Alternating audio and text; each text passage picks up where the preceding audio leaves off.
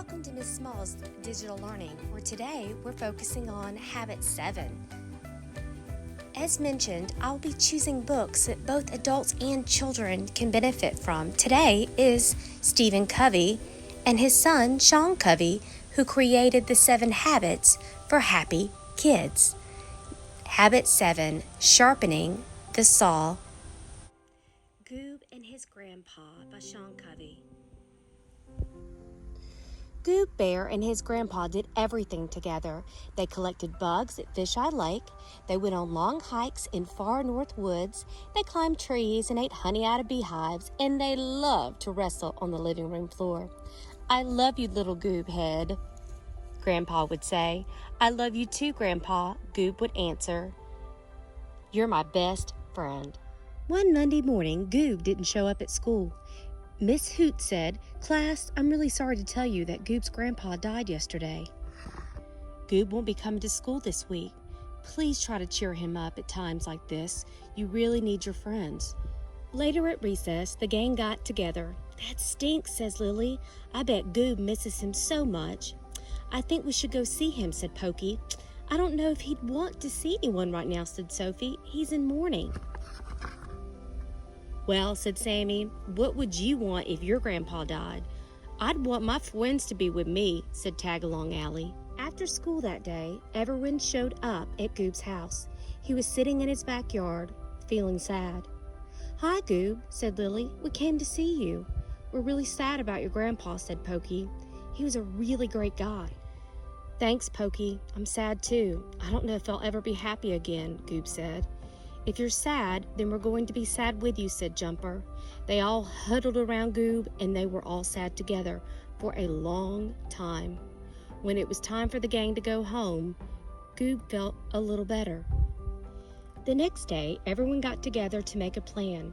They knew that Goob needed friends, so each day after school, one of them would visit Goob. On Tuesday, Sammy and Sophie showed up with their walking sticks and took Goob on a long walk in the far north woods.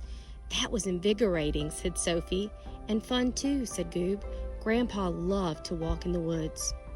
On Wednesday, Pokey took Goob to Fisheye Lake to look for bugs. On Saturday, they all came to visit Goob again. "We brought you something," said Sophie.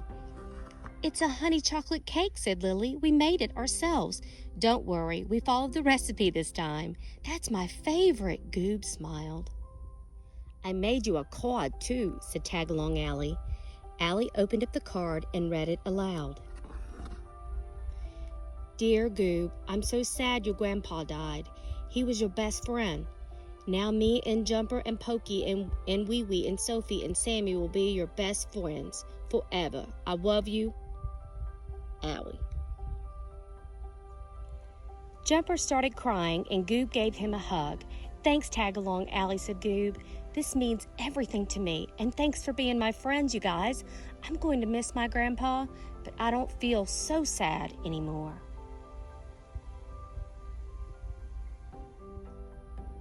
Guys, it can feel so much like a loss, even when we're not at school. You might not have lost somebody close to you, but you've lost the feeling of being at school. So it's so important that we take care of ourselves. As the author, Sean Covey, says, it's so easy to forget in this busy, busy world. Driving around, sometimes we forget to fill up our tank in our car. Sometimes we forget to fill up the tank, which is our body. We get so caught up in the to-do list and things to get done that we have to remind ourselves to take time to renew, unwind, take a walk with a safe adult, laugh, cry if we need to, step back, think deeply, and to invest in our most important relationships. Kindergarten, I have attached a PDF for emotional regulation. All you need to do is complete page 3 and 4, which is the bunny breath. And when you're done with that, feel free to color the sweet bunny. Take care of yourselves.